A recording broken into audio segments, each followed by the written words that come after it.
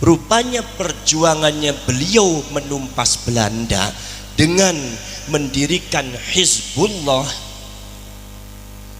untuk mengorganisir seluruh kekuatan masyarakat dan para ulama yang ada di Indonesia untuk melawan Belanda. Ternyata perjuangan beliau belum selesai, dan ternyata di Indonesia masih ada sisa dan antek-antek Belanda yang harus kita bereskan. Maka ini harus diteruskan sama cucu saya. Dari situ saya baru mangkut-mangkut, oh ini maksudnya. Alhamdulillah. Saudara-saudara sekalian, ini saya bicara ini seluruhnya, ini adalah Banu Wali Songo. Dari Sunan Ampel, Sunan Giri, Sunan Derajat, Sunan Kudus, Sunan Muria, Sunan Bonang sampai Sunan Gunung Jati, Sunan Kalijogo, ini kumpul semua ada di sini. Ini ibarat adalah reuni keluarga. Ini adalah ibarat merupakan sesuatu musyawarah keluarga untuk kembali menyusun sebuah kekuatan, yaitu kekuatan daripada dakwah Wali Songo. Kalau kita bicara Wali Songo, saudara-saudara sekalian, yang Anda ketahui bahwa Wali Songo ini tidak bisa disebut Habib.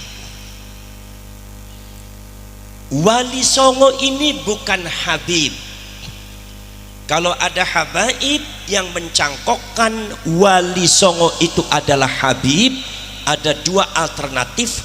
Nomor satu pencangkokan nasab, nomor dua adalah antek daripada Belanda. Wali Songo ini adalah berasal dari Hijaz, karena baginda Rasulullah SAW itu hidupnya di Hijaz. Makanya saya sering mengatakan antara Habib dengan Wali Songo beda. Habaib itu dari Yaman, habaib itu dari Yaman, tidak ada kaitannya sama sekali dengan Dzurriyyatur Rasul, tidak ada kaitannya sama sekali dengan Ahlu Baitir Rasul. Kalau mereka mengatasnamakan Ahlu Baitir Rasul, mereka harus bertanggung jawab di depan Allah nanti di akhirat. Nasabnya tidak pernah tersambung.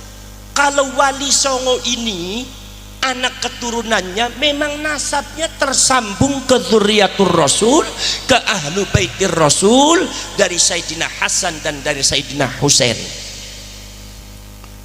Cuma bedanya apa? Bedanya para syarif, para sayyid dari Hijaz itu datang ke Indonesia. Profesor Dr. Snuk Hogronyo mengatakan Islamisasi yang ada di Indonesia itu adalah pekerjaan daripada, itu adalah merupakan gerakan Arab. Kalau gerakan Arab itu bukan para habaib.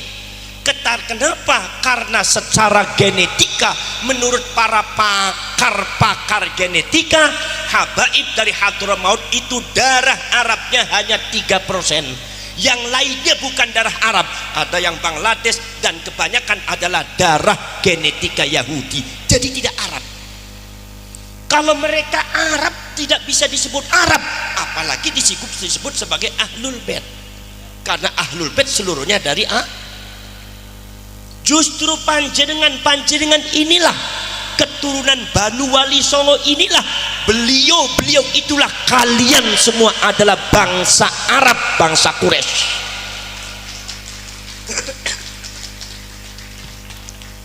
Saudara-saudara sekalian, ketika kemudian para syarif dan para sayyid itu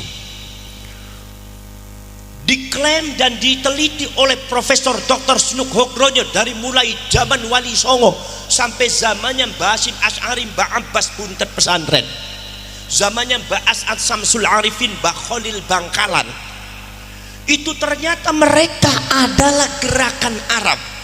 yang disebut dipimpin oleh para syarif dan para sayyid, sehingga merubah Indonesia yang tadinya Hindu Buddha 90% dirubah oleh para syarif dan sayyid dengan cara-cara yang sangat luar biasa, dengan metode strategi dakwah yang sangat luar biasa, sehingga Indonesia menjadi 99% jadi muslim. Ini para syarif, para sayyid.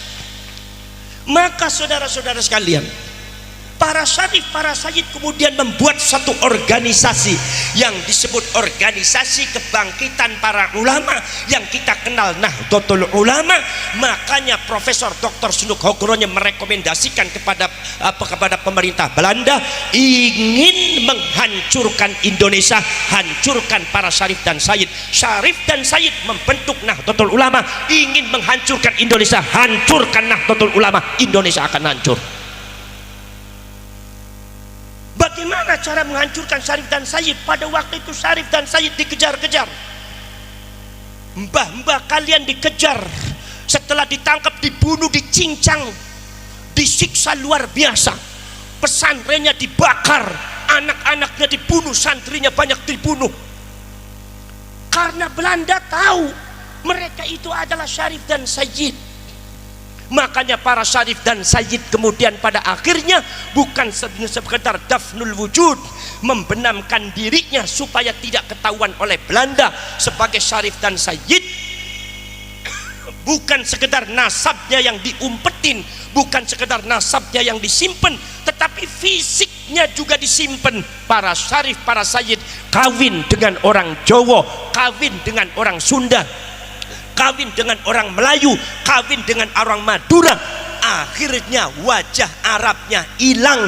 Bagadah putra, banyak putra-putra syarif dengan sayyid, itu wajah Arabnya hilang.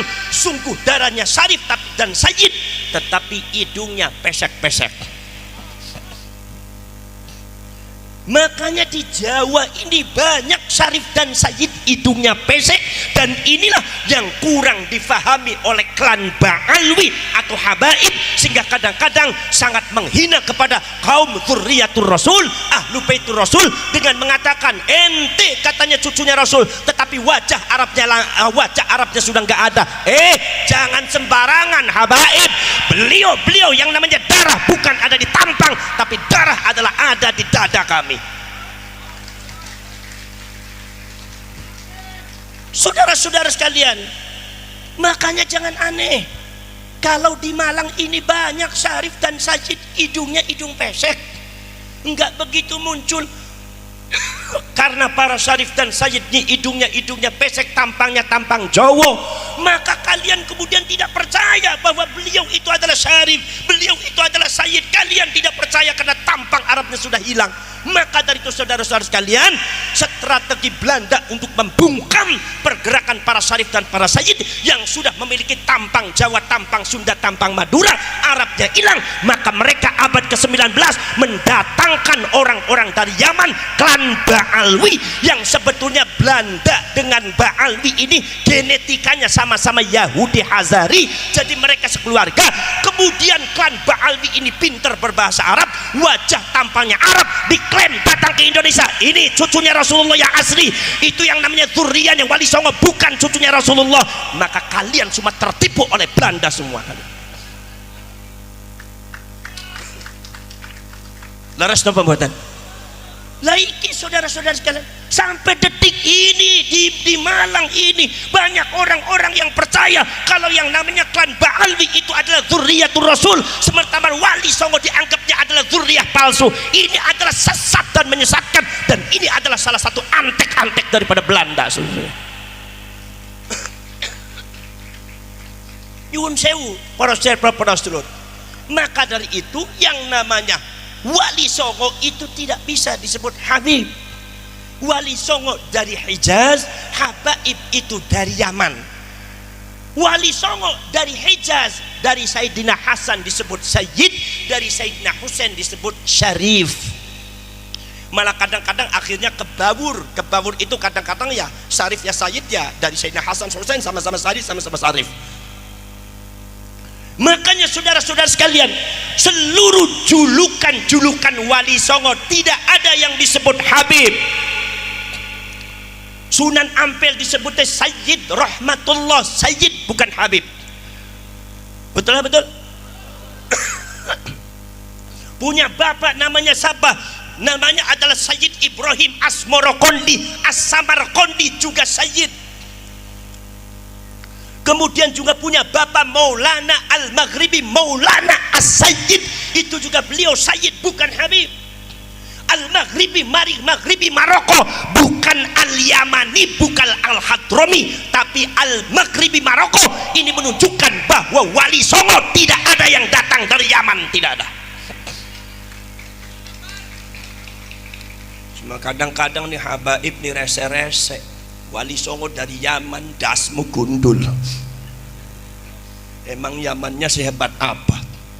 Sampai ada habaib yang mengatakan mengagungkan Yaman. Di Yaman itu tidak ada seorang habib kalau sudah tumbuh kumisnya langsung jadi waliullah.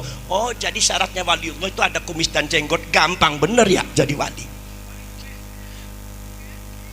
Kata orang Malang bilang itu namanya wali kumis, Gus. Saya bener. Saudara-saudara sekalian, Sunan Gunung Jati disebutnya bukan Habib Hidayatullah, tapi Syarif Hidayatullah. Tidak ada yang menyebut Habib.